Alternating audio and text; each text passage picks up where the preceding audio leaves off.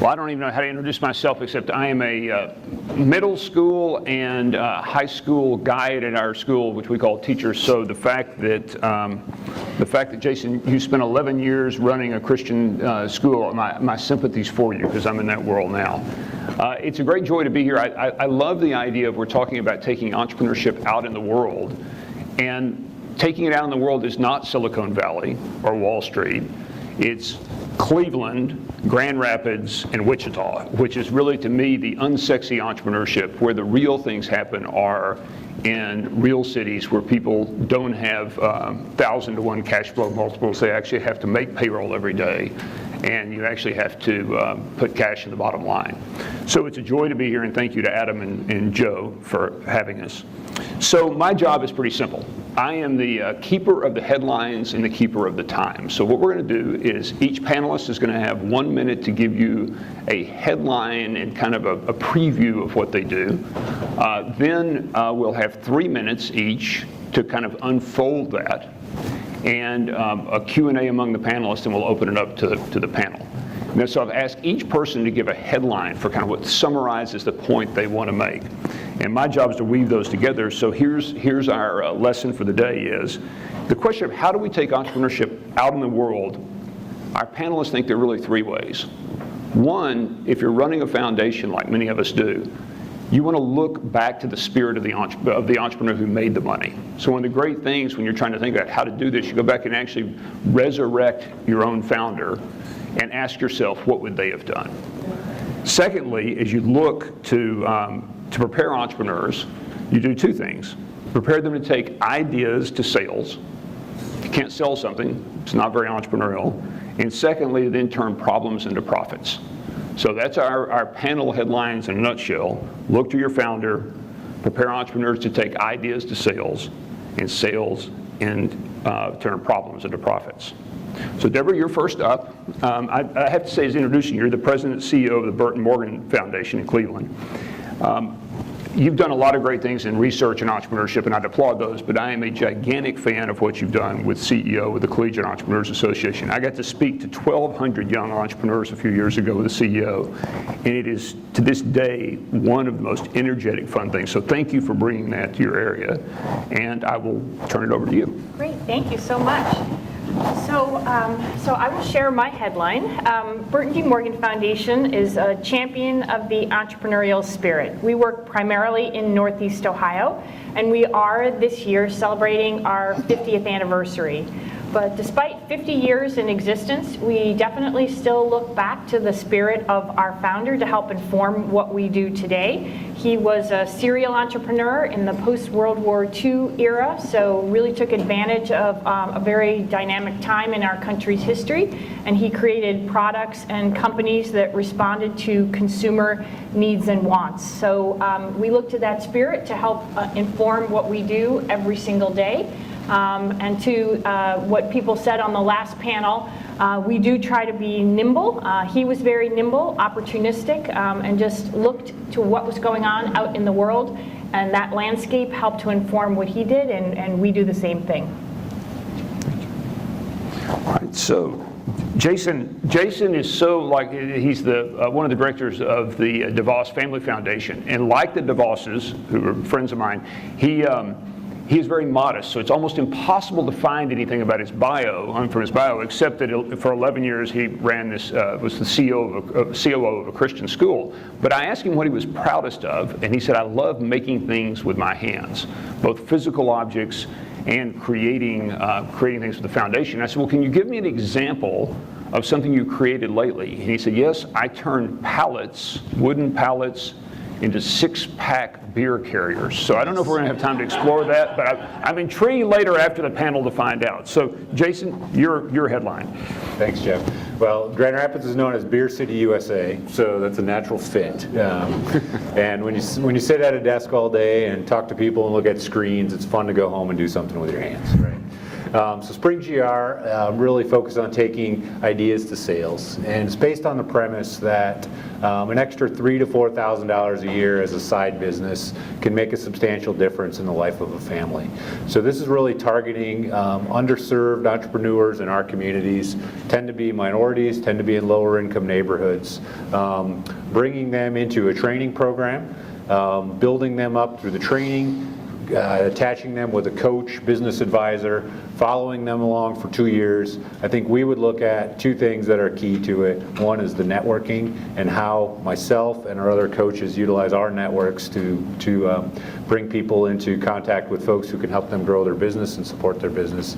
And the other piece is self-belief and really helping people have the confidence in themselves and their idea that they can do this.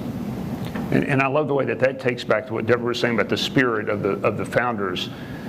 I think people often misunderstand Amway as a group that sells products, but they don't. They actually sell opportunity. People have a chance to make a few extra $1,000, or in some cases a lot of money, out there pursuing the entrepreneurial spirit. So our third panelist, John Becker. John founded or works with youth entrepreneurs. I love the fact you started as an entrepreneur at 10 years old. You look like a rather conservative state fellow, but I look at your bio and you started at 10 years old. You toured nationally with the Blues Brothers. Yep. You were a Koch fellow. You also sold insurance, and you're an IT whiz. So you look much more conservative than that. So, but it's delightful. You know, if the DeVosses are wonderful, so are the Kochs, and what you've been able to do in Wichita with youth entrepreneurs. So your headline.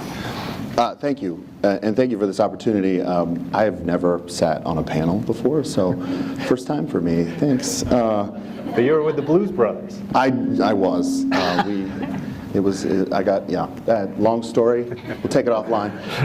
Or maybe over a six-pack. So the Youth Entrepreneurs is very fortunate in that we still have the tutelage of our founders. So Elizabeth and Charles Koch are still very much alive and at work in our community, in our global market. And so what we are interested in doing is helping students to redefine entrepreneurship. We believe that solving problems for profit leads students on an entrepreneurial journey of self-transformation. It's about getting them access to markets from which they have been excluded.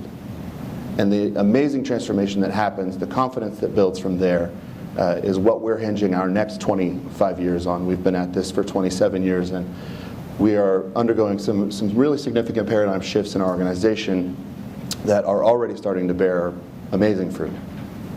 So I hope we get to talk about that. This idea of entrepreneurs, actually, the self-transformation at our school, we talk about the hero's journey of struggling, and you don't go find the Holy Grail to get the Grail. It's about how the hero has changed in the process of finding the Grail.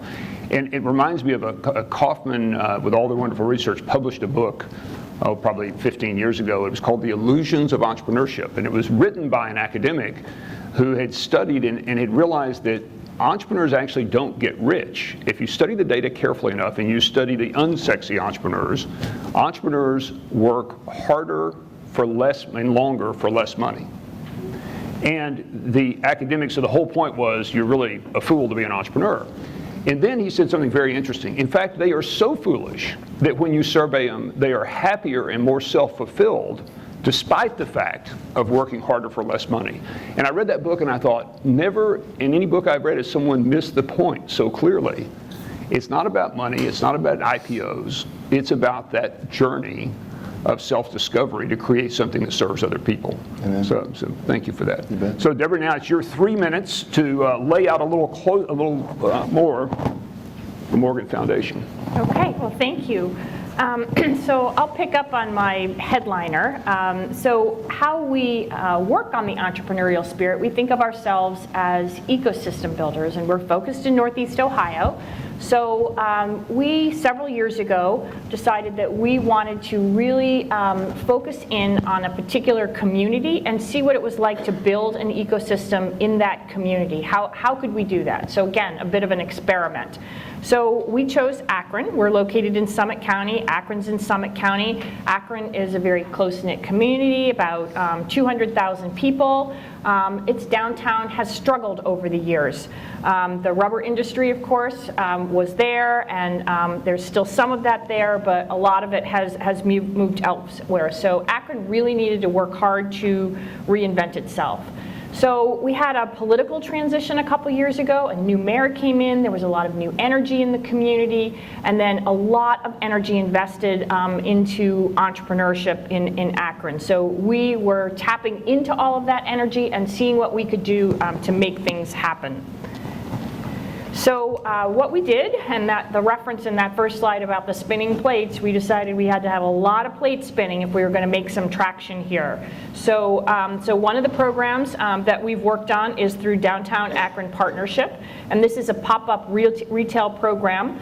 It's providing subsidized rent and support services to new businesses locating in space in the downtown Akron area. So concentrating businesses and activity in sort of a micro city approach in that downtown area. And this program has proven to be very successful. Modest grants, $20,000 from our foundation, has yielded almost $350,000 in lease revenue and 20 new businesses that located last year in downtown Akron.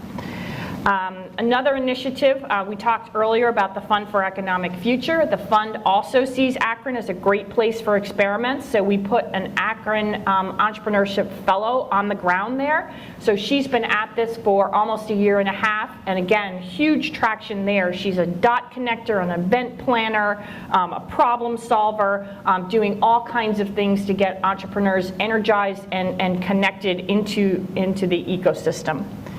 ECDI, another initiative of the foundation, we did a gap analysis in Akron and found a $93 million gap in microfunding. So we helped to bring from Columbus ECDI. It's the Economic and Community Development Institute, serving underserved populations through loans and then coupling that with counseling. And so really great success there. 69 loans in 2016, totaling about $1 million, and so far a 4% default rate. That's actually a state stat, but that's pretty good, and we think the counseling is the reason for that. And then the University of Akron is located in that downtown area, so we've made grants to that campus, to the Excel Center located in the library, drawing in student entrepreneurs. And so the university is now planning hackathons that draw not only from the campus but from the community as well. So again, not making it a silo, an ivory tower, helping it to reach out into the community and share its resources. And then the great news is, and this is really recent news, we've had the Akron Global Business Accelerator in downtown Akron for a really long time, but just a couple of months ago, our new mayor, Daniel Horrigan, announced that the accelerator was going to be completely reconstituted, and drawing on that rubber history, it's now going to be called Bounce.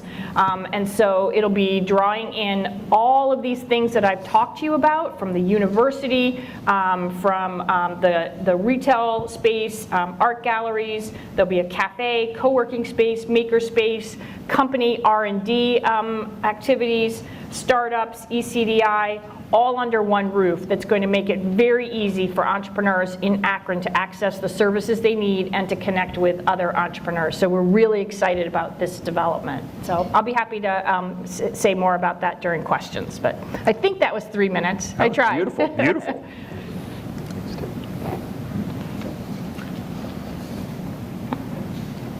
So from bounce to spring, we should have a trampoline or something here in the corner. So Grand Rapids has a bit of a different story than Detroit. Often we're lumped in together, but much more diversified economy. So when the recession hit in the late 2000s, or early 2000s, late 2000s, Grand Rapids didn't have the same dire situation as Detroit, except for in 2015, Forbes published an article and a list, and this is not the kind of list, well, this is the list you want to be on the top of, not the bottom of, but the list was the cities where African Americans are doing the best economically. We were 51 out of 52. So not a good place to be in. And before that list came out, about a year before that, working with our trustees, we'd sort of developed this idea for Spring GR. And really wanting to target some of the communities that we supported philanthropically, but we're not seeing any businesses come out of. And so we thought we should bootstrap this ourselves. So we got approval for 30 grand. We found a partner, a neighborhood organization that really had some ideas around business and business development in their community. We worked with a group out of Chattanooga, Tennessee called Launch that had been doing this for a few years. Borrowed their curriculum, borrowed their concept, found a facilitator, found a business coach, and we got started. And so between us and, we're a foundation, we're running this program at a local organization. We didn't really know anybody. So we had them beat the streets. Our goal is to get 20 people. They found 18, 14 of which were minorities and 12 of whom were women. And we said, all right, let's do it. Let's give it a try. So we went through a 10-week training program, had a pitch contest at the end. We felt like maybe people didn't learn as much as we want. The pitch really highlighted that. But there was a demand for our product, and so we kept going. So that 30 turned into another 30, and over the next few years we began to grow it and scale it, and now we operate at 5 different sites around the city of Grand Rapids, still using a neighborhood community organization, and it's still run by the foundations. Couple of things that are important. So the training is, I would say, like no offense, Joe and Philanthropy Roundtable. So like when you go to an event, you'll pick up 1 or 2 nuggets throughout the day, things that you can take home and bank on. And we found that is true for the people in this training as well. So it might be some issue around pricing or branding or marketing, but you got to sit through 10 weeks to kind of get to a couple of those things. So that's important. Where we really think the highest value is in 2 places. It's the business coaches who from week 1 are already meeting with each entrepreneur every week. And they're also instilling belief and confidence, which is a huge part of this. Pep talks daily are an important piece for entrepreneurs.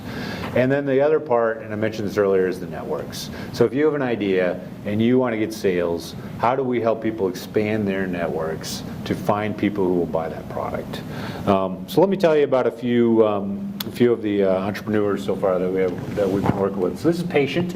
Patient owns the Grand Rapids African Market. If you are looking for frozen goat heads in Grand Rapids, this is where you would go for that. So Patient had this idea. He was renting space, and he wanted to buy a space and expand his market. His merchandising was bad. His records and inventory were horrible. He was driving to Chicago once a week to pick up these goat heads and other things. Didn't pay himself for time. Didn't keep track of his gas or mileage, that type of thing. So with a team of mentors and volunteers, we were able to, over time, not overnight, get his sort of house in order so that he could go to a bank and get financing, and he now owns the building where his business is located in. And there's some stats up here so you can kind of see a little bit about Spring GR. So this is Melissa. Melissa is the co-owner of Cats vs. Dogs. This is a high-end salon, pet grooming company, and yeah, they've been a fun pair. They are a hoot to work with and really play off each other. They're fun to watch pitch. So this is Connie Groom, and she's into alterations and tailoring. So Connie didn't know Pat Gaines at the time, and Pat has a custom bow tie business, so she will make you a bow tie. And these two are operating out of their homes, but both had the vision to have a storefront.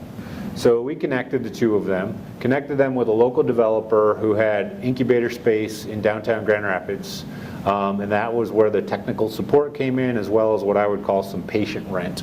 Wasn't free, but it was rent that sort of was set up to scale as their business grew.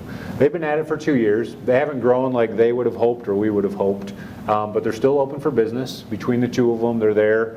One of them's there every day, selling bow ties, doing alterations and tailoring, and now they added, people downtown forgot shirts for like wedding receptions and things like that. So now they started stocking shirts because people kept coming in looking for dress shirts, and there was no other place downtown. And then finally, so this is one of our higher growth companies, Brett Nelson, Good Earth Tree Care. 3 employees. So again, we're the unsexy. But Brett is truly amazing, just kind of bootstrapping this. He worked for a tree care company, didn't like having a boss, decided to go out on his own. He has this truck from like 1968 that he drives around with his sign on it, and you talk about like image and branding. This would not be the ideal image and branding that you want to have. But he has really grown substantially. His sales have actually doubled this year from where they were a year ago. He's now got 3 full-time employees, and has just been a fun company to watch grow. So that's a little bit about Spring GR and some of the companies that we've worked with today. Thank you. In my role, I lead the team that is newly formed this last spring that trains all of our teachers. And so we call it the Compass Team because we're wayfinders, we're guides on this journey. And in my travels as we grow nationally, I'm on a plane a lot with strangers, sit next to a stranger, and you always get the question, what do you do? What I tell people is always different depending on, who I think they are and what I think that they're going to understand, and how much energy and time I have to explain it, because so much about what we do, you really have to see it. The name Youth Entrepreneurs lends you to go ahead and run those impulses down those established neural networks that you have about what it means to teach entrepreneurship to young people, and you're mostly right. But what we want to do is solve this language problem that I hear in this room, that I hear all over the world. If you look at the etymology of the word entrepreneur, it never had anything to do with a business until the advent of the Internal Revenue System. Service, right? Service, it's a service, by the way. And the person who gets most of the credit wrongfully about coining the term entrepreneur is Jean-Baptiste Say, French economist. You might know him by Say's law, which is that supply finds its own demand.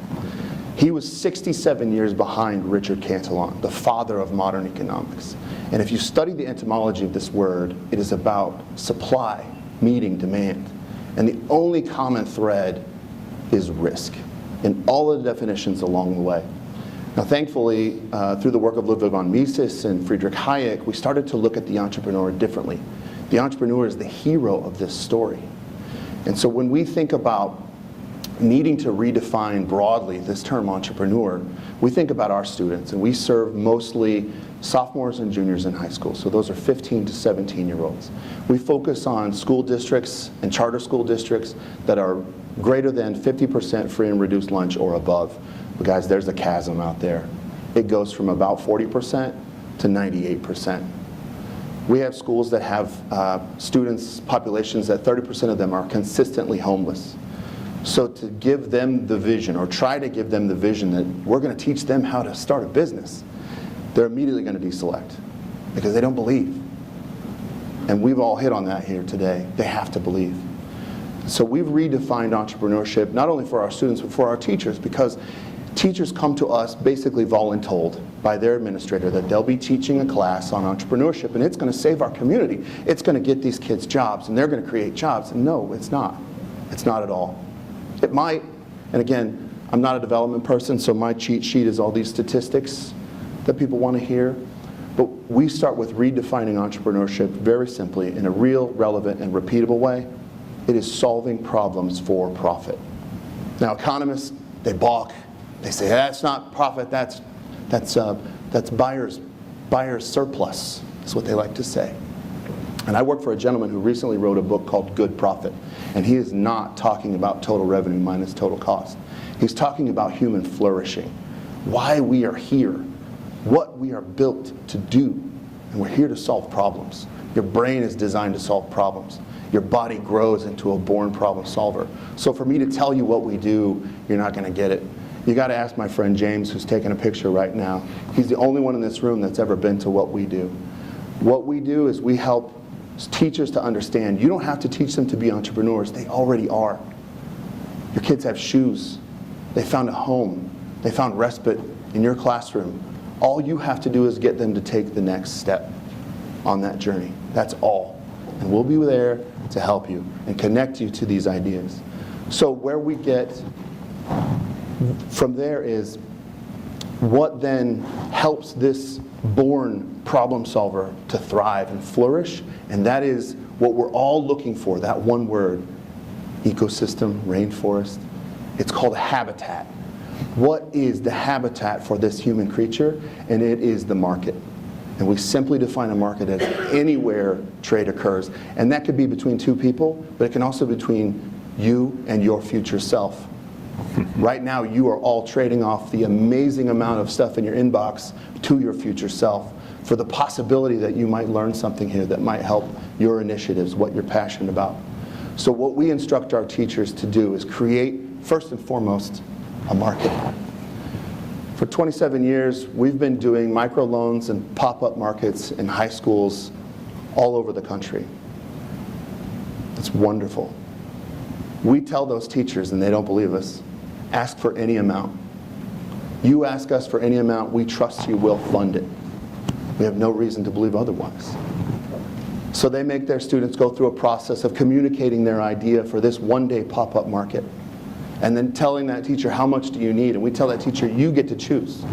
You can fund them directly, you can say, you don't need that much, but look for the possibility where they might need more, where they might be undercapitalized, where they might be missing an opportunity. Because what happens is when those funds get paid back, at a rate of about 147% ROI for us, by the way, the students keep the profit. They keep that. But it begins on day one. We use our own in-class fiat currency, where we encourage the teacher to pay for incentivize the behaviors that we want to see. They show up on time, pay them. They ask a question, pay them. And they're just little fake YE dollars, is all it is. But if you look in your wallet, that cotton that green is printed on is fiat currency. It's the same thing. It's only worth what you believe. From there, we scaffold that confidence into bigger ideas. And at the end of every year, we have a big idea competition. It used to be a business plan competition, but I called that slow torture. Because you're asking students to write a 25-page paper on a theoretical thing that has not happened, and they don't really believe it's going to happen. And they write the finances last, and that's when they find out it's not going to work. But it's due tomorrow. Amen. We use business model canvases. We want them to go out and iterate and get a customer and find out, is this going to work? The sooner the better. Fail fast, fail cheap. Now, we've recently been investing in our curriculum so that we can grow globally. And what that has done is it helped us to codify 8 foundational values, beginning with sound judgment, followed by be principled. And we've seen these foundational values adopted broadly. The UNCF now has our exact 8 foundational values verbatim. And what that does for our students is it gives them the codec. It gives them the language that they need to be confident and communicate. We actually literally have them go, hey, they stole this from us. It's like, no, we gave it to them. Because we want you to be prepared to go out into the world. So we ask our teachers, create the market so that the students can experience it here in a safe environment, so that when they get out into the world, it's not the first time. They have experience. And they're much further along, as you can see, by award after award, than the students that those groups were already serving, because we've started with the language. That is the most prevalent and visible element of culture that there is language. Thank you. So now it's time for the panelists to ask each other questions before we turn it to you.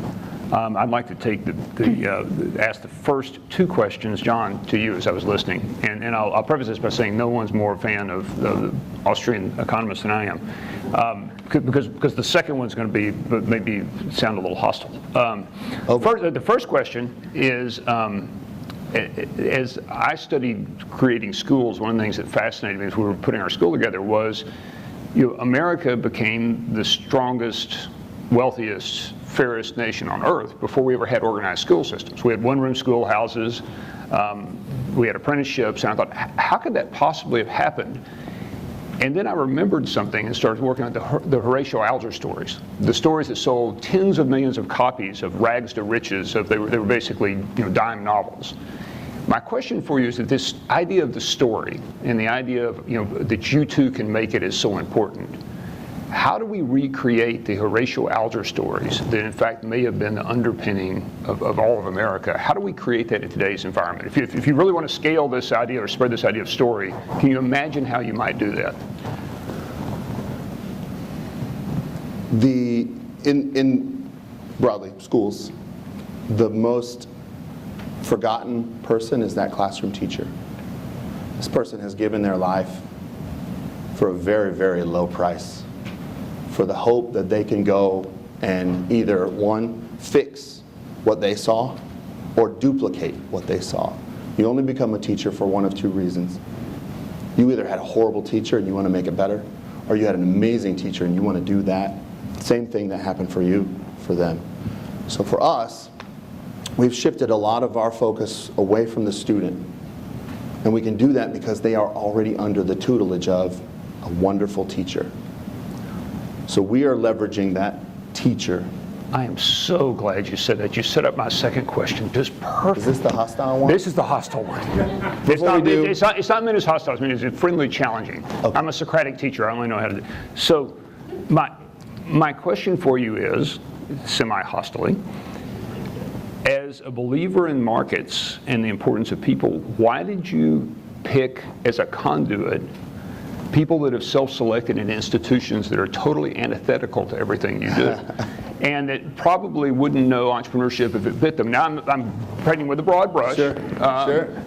But your conduit, your coaches, are people that, while they do want to serve and affirm and help people, no question, are not necessarily generally thought of as entrepreneurial. Yeah. In 2015, we had 40 classes in 3 states, Kansas, Missouri, and Georgia. And so new teacher trainings every summer, which I was responsible for then and still am, were very small, 8. Like nationally, I have pictures of a training of 8. And then in 2016, we flew 34 teachers from Phoenix, all of them charter school teachers from Phoenix, to join with, I believe, 70 other brand new teachers to us. 110 people. The only room that we could find that was big enough was the clubhouse of this baseball stadium on WSU's campus.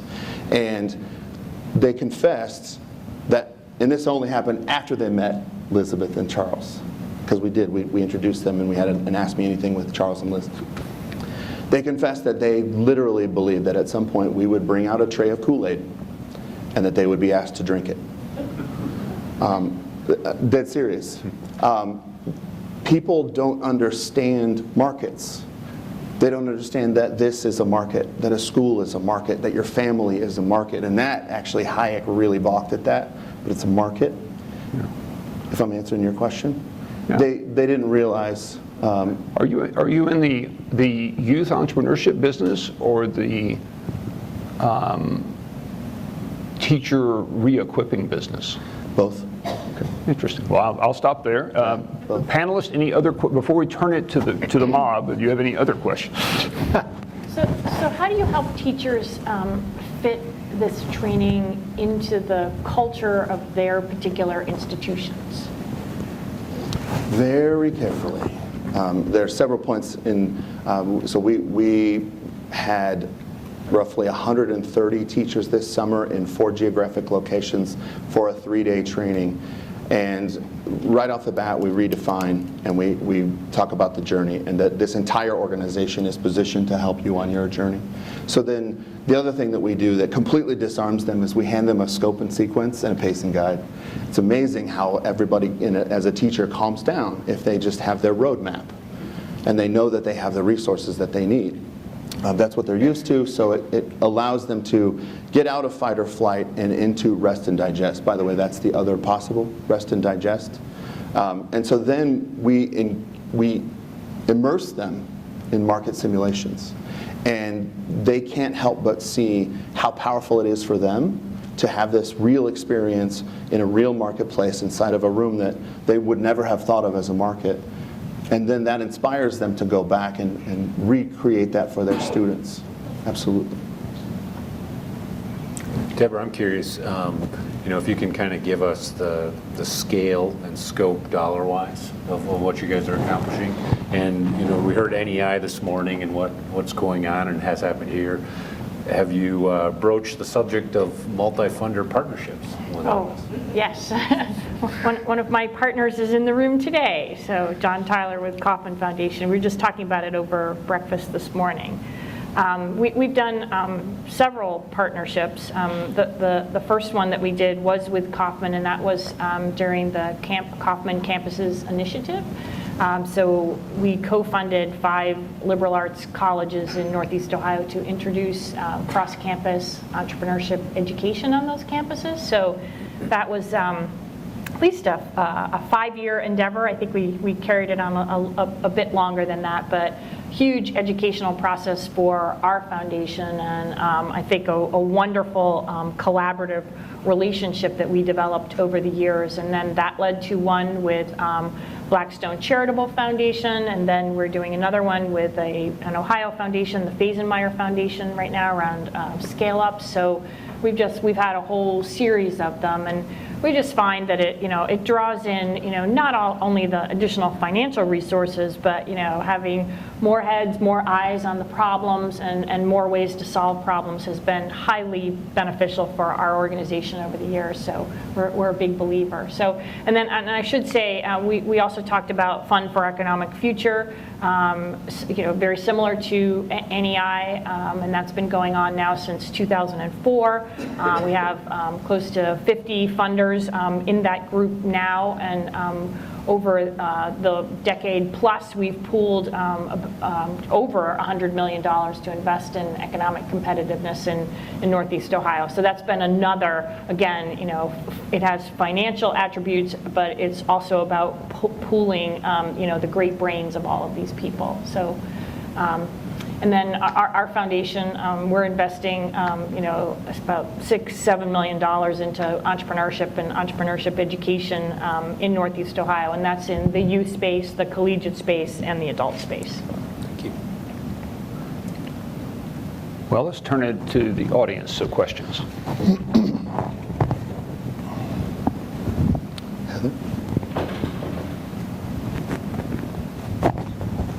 I'm Heather Stoller. I'm with the Snyder Foundation right outside of Philadelphia. And this question is for you, John. Often what we've seen is that teachers are very much set in their ways by the time they've made it into the classroom and really integrated into that culture. Has there ever been a thought about targeting those teachers before they're in the classroom? So when they're still in their training in higher education? That is an easy answer, no. No, but that's a great idea.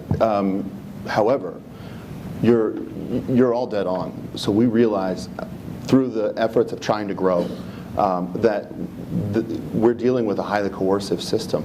That I learned voluntold from teachers. This is a term that they use. There are 3 ways to get human beings to interact, and they all start with the letter C. They can compete, they can collaborate, or they can be coerced.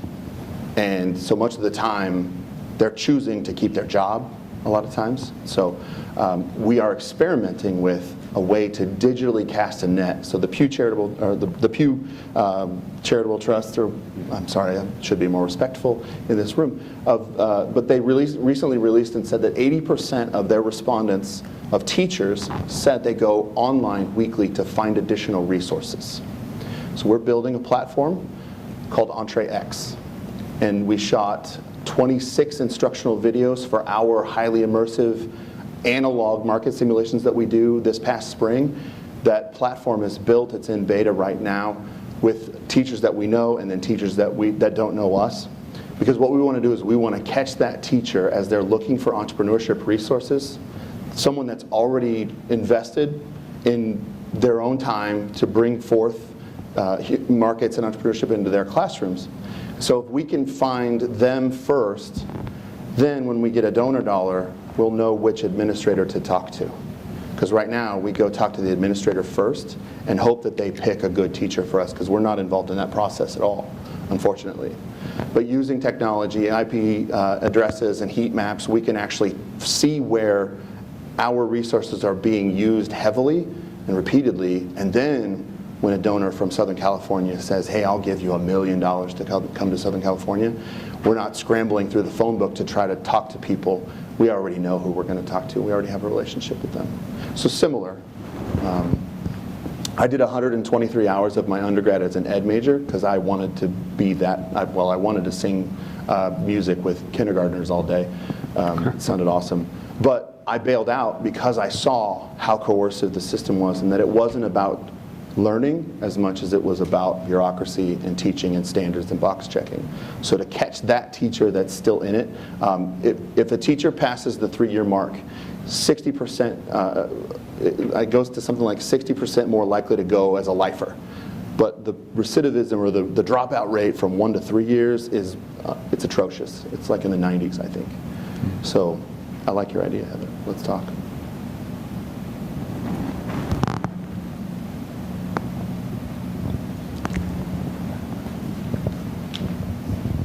Lisa from the William Davidson Foundation. I just wanted to kind of, you just made the point about checking boxes. Yes, ma'am.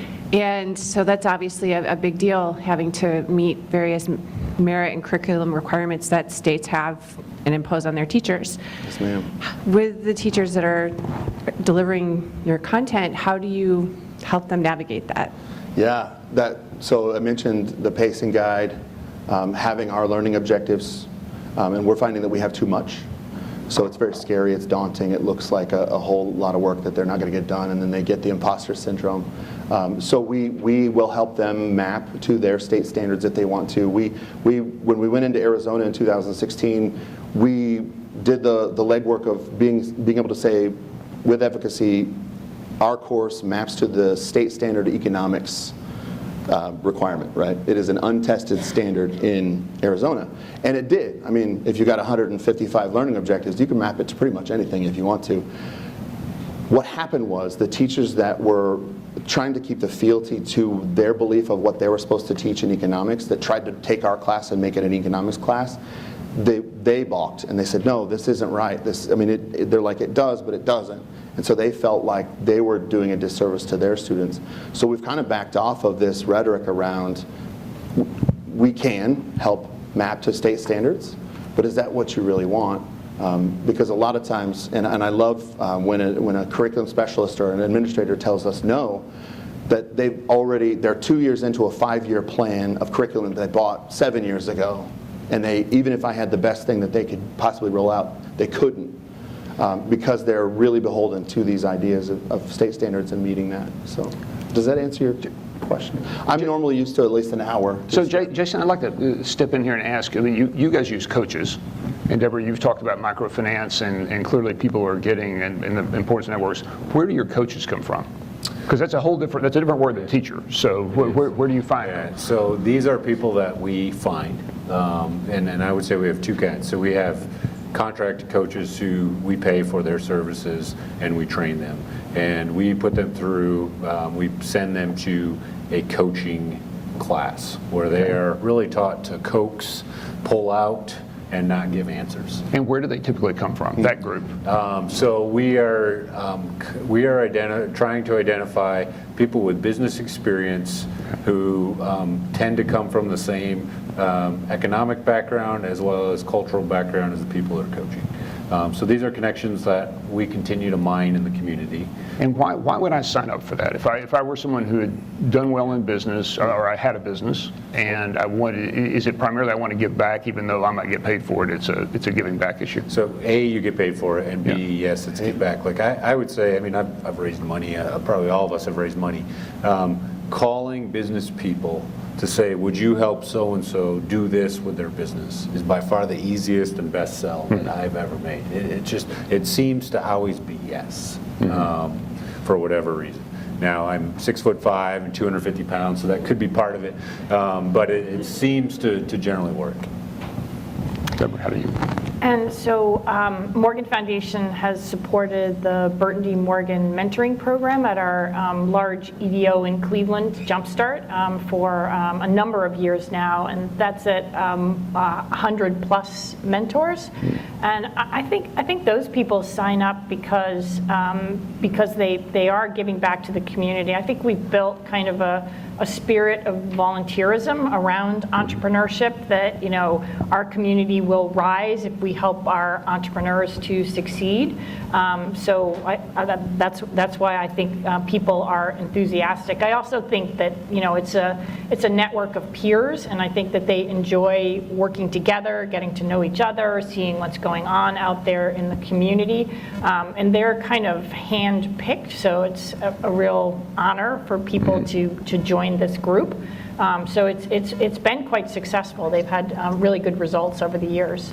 It strikes me there's a continuum across even this panel from we're going to go find people who will do this, who are picked as an honor and they know what they're doing, which, by the way, if you're an entrepreneur and independent, means I want no coaching, no training, no anything. I already know it, and hopefully I do know something. To, well, we're going to find people who are good at it, but we'll pay you, which implies you're going to listen to us a little bit about how we're going to do this. To something that's slightly one more step beyond that. You actually are a teacher, and you're going to get something that looks more like what you're used to doing.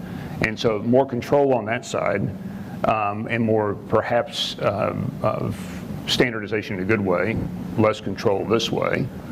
It'd just be interesting to see how that plays out over time. Other questions? Oh, sorry. This one for Jason. So you work for the DeVos Family Foundations, plural. Knowing a little bit about them, I think Rich and Helen would be a lot of Christian schools, and Dick and Betsy might be secular and charter schools.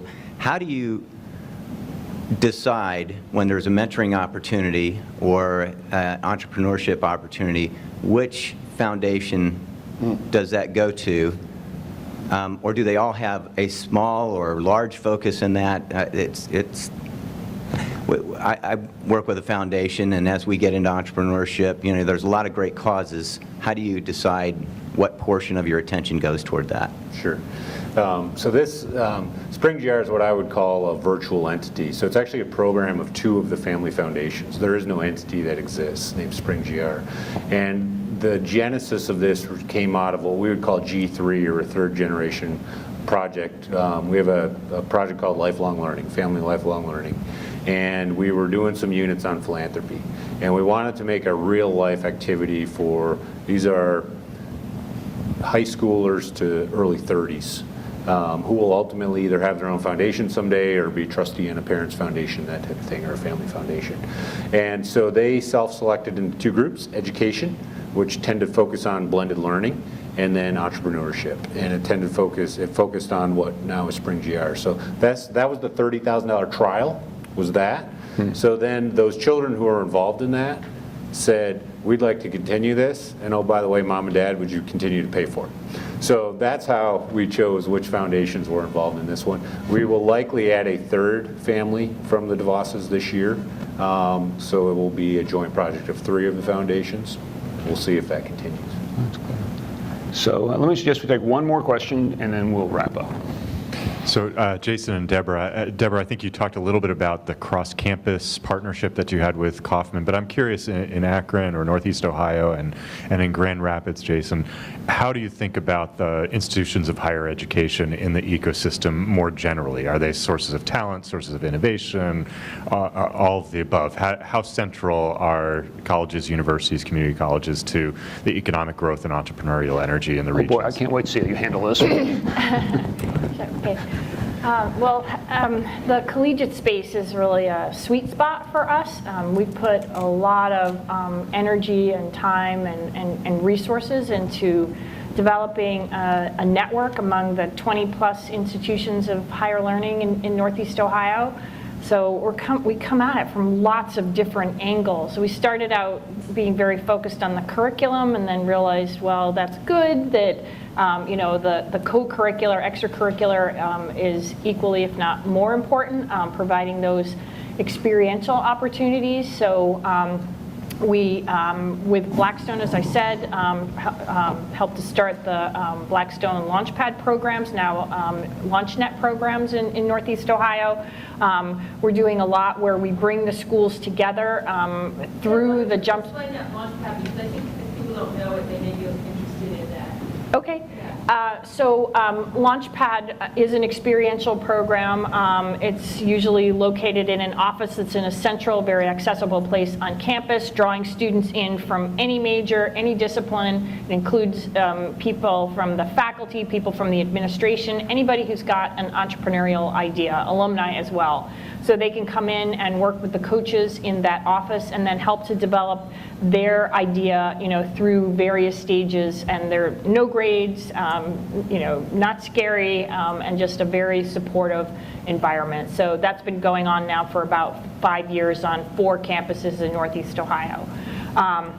So all of these schools are coming together every couple months for peer-to-peer learning around different topics related to entrepreneurship education. So while you think they compete on the athletic field, and they certainly compete when we have idea competitions, in this peer-to-peer learning space, they're all in there together as good colleagues and helping each other out with their programs. So I think we've built a really collaborative space around entrepreneurship education within the collegiate space in Northeast Ohio. So do we know everything? Absolutely not. We still think of a lot of it as an experiment, but it's just an experiment that's been worth taking on, and we're just really excited to see what's blossoming.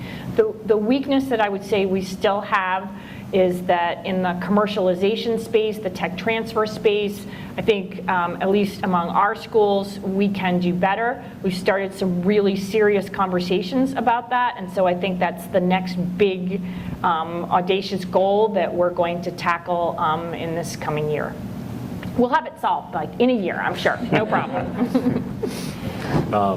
So I'm probably in the 5th or 6th row, observation-wise, on this particular question in Grand Rapids. I would say that overall, though, it's uncoordinated, so each college tends to do their own thing. And if the coordination exists, it's because Grand Valley, which is the big dog in the community, is trying to pull everybody else together. 2, we don't see a lot of true entrepreneurial efforts coming out of institutions of higher learning. So it seems to be more textbook focused than it is start something focused. And then on a personal note, we're 2 partnerships with universities for Spring GR. So one is 3rd-year business students at Grand Valley are now working with Spring GR entrepreneurs on specific projects. So they sort of it's like a speed dating type thing, where they go around tables, here's what I as a student am good at, here's what I am as an entrepreneur need, and then we connect them for a semester and they'll work on a specific project like marketing or branding or those types of things. This is in the first trial of that is happening right now as we speak. So we'll know more about that in the future. And then the other piece is Ferris State University has a Center for Latino Business and Studies, and we are doing Spanish-only classes with them, in partnership with them in the community for entrepreneurs who only feel comfortable in speaking in Spanish or only speak Spanish. So with that, I'd like, Deborah, would you start maybe with your summation of, after listening to all this and thinking about what you do, what's the one headline or the one message you would like people to leave with? Can I add something on that? And in particular, a couple things. Deb, one of the things that we heard earlier today was the timeline, that we have to have patience as funders, 20 years they were saying possibly. And you have been involved in this for a long time, so as part of your summation, Deb, I would really appreciate you giving some sense of how you've built that ecosystem, because over the years when we've talked, I remember you telling about how just planting that seed so people began to think about themselves as entrepreneurs, and then layering on programs and opportunities. So I'd welcome from you hearing a little bit more about that, the ecosystem building, your views on that, the 20 years, and also, are you seeing some of that cultural change that we've talked about with regard to belief? And then just going down a little bit, and then Jason, the other thing, linking it back to that first session and to some of the other conversations that I know I've had one-on-one, with your focus on the lower resourced individuals, if you could also comment on, from your experience, where do you see some of the entrepreneurial successes and gaps, particularly working with, you showcased a couple of your entrepreneurs. where do you think you could shine a spotlight on some gaps or areas that people could think about based on those who are interested in reaching that target population? And then John, of course, very, very interested in just your observations also on that cultural change. You've been working with the teachers, you've talked a lot about the teachers, but what do you know with regard to the kids and how they view their perceptions of themselves? Okay. Okay, yeah. No problem, Joe. Just write all that down. Before I make my last comment, I do just want to add that my colleague Vicki Brower is here with me today, and she is the one who drives our NEO LaunchNet program on those 4 campuses in Northeast Ohio. So, right. So my gratitude for her for all the daily work she does to make that a success. But to your question, just about sticking with it, I said Burton D. Morgan Foundation has been around for 50 years, but the real focus on ecosystem building has really come about, I would say in the early 2000s. So that's the time period that I look at that we've really been at it in this very constructive and proactive way. So, it helps that we have a lot of colleagues in Northeast Ohio who are focused on these same problems. So the Fund for Our Economic Future, for example, is just a group of colleagues with whom we can confer on a regular basis when things get discouraging and we have problems and we need to solve them together. I've got colleagues, and that makes all the difference in the world. And we, I think because we have those colleagues and we're all looking at this as a long-term initiative. I mean, we too talk about it as 20 years that, before we're really going to start to see this substantial change. We do that work together. And I think our board too also has that in mind. I mean, we are about entrepreneurship. We're not going to suddenly change and be about, arts and culture. We're going to be about entrepreneurship. So I think with that donor intent in mind, that allows us to have the luxury of that long-term view looking to the future. So the other thing that we have to do, though, and this was mentioned in the previous panel, is that we can't just say, okay, these are our goals and this is all we're going to do. Every year we have to take a look at that. Every year we have to, rebuild that and reconstruct it to figure out, okay, so where are the problems now? Where are the gaps? And how are we going to address those through the work that we're doing? So we can never stay static. And that, again, is one of the hardest things about funding in this space, because you constantly, if you're going to be relevant, if you're going to be doing the work that's needed, you've got to be looking like way down there where the puck is going and figure out what your next step is. So I love what I do, but it's definitely hard work. One of the reasons we've chose to continue to operate this program is because we want to be in the ecosystem. So as a funder, you can always, usually the answer is yes, we do that, or yes, we can do that when you ask somebody about something. And we've chosen to stay in the ecosystem so we can learn firsthand the warts, the good, the bad, the ugly that happens in there, and that's been important. I would also say, as just sort of from funder to funder in this room, and John talked a little bit about fail fast, fail cheap, I think was your term. Yes, sir. And I didn't talk a lot about the lean startup model, but that's something we practice. And somebody who sits on the other side of the table to development folks, CEOs, whatever, who's being pitched projects, so often, because of my experience with this, I have pushed back to say, how can you test this quicker and cheaper? And so you may be pitching $1 million X right now. What can you do this week with your internal resources at your nonprofit to show us that you can begin to do something? Because $1 million plan or a $10 million plan or even a $500,000 plan, as well conceived as it is, it's not going to turn out the way you thought. So we've tried to use these principles in our grant making, and that's been really interesting to watch people kind of freeze in that response. So I wanted to say that to a room full of grant makers. Gaps. So particularly capital at multiple levels is a gap. And it's different kinds of capital. I have walked some of our businesses into banks, into the SBDC, because I wanted to understand and walk the journey with them it sucks. It's hard, it's impossible. Some of our programs are set up where you have to get a no letter from 2 other lenders in order to qualify for a program. So we're talking about building belief in entrepreneurs, confidence, and yet we say you have to fail twice at the hands of a bank before we'll even consider you for funding. Give me a break. So the more capital we can make available in different ways at different levels, I would really encourage you, don't take the stock answer, dig into it, find the truth. A lot of food businesses, it's hard to move from your kitchen to a storefront. Access to kitchens, whether it's the 1,000 churches with licensed commercial kitchens you have in your community that sit unused 95% of the time, talk to those churches to activate them. That's something we're working on right now. Build a kitchen, find a kitchen, whatever. But people need places to experiment and to grow their business without putting down $50,000 to $250,000 for a commercial kitchen because it's too big of a risk. And then space. So whether it's incubator space, whether it's cheap space, retail space, construction space, whatever, it's expensive.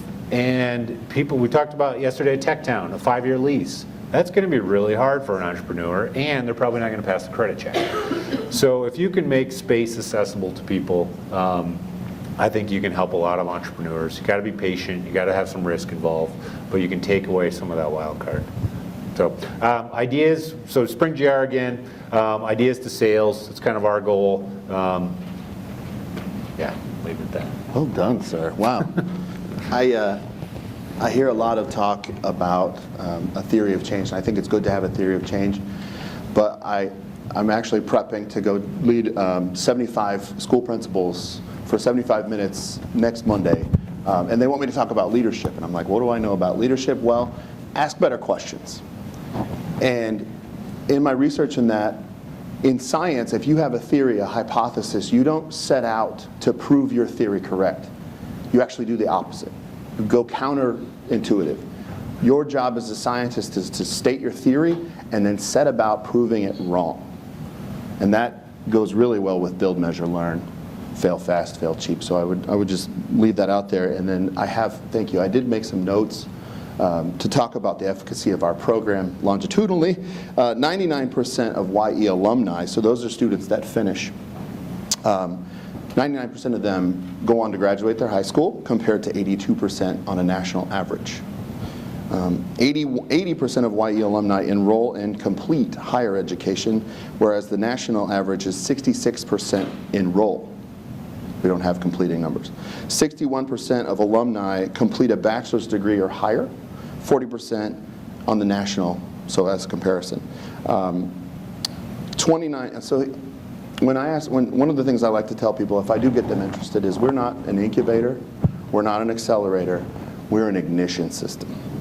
You talk about that spark, we light that spark. And so if our job is if we were out to start businesses, we would just take all of our kids to get financial or tax ID numbers, and boom, in the eyes of the IRS, all of our kids are business owners, and the IRS will follow up. But at market day, you know, to be compliant, our governance, if those kids make any money at all, it has to be reported.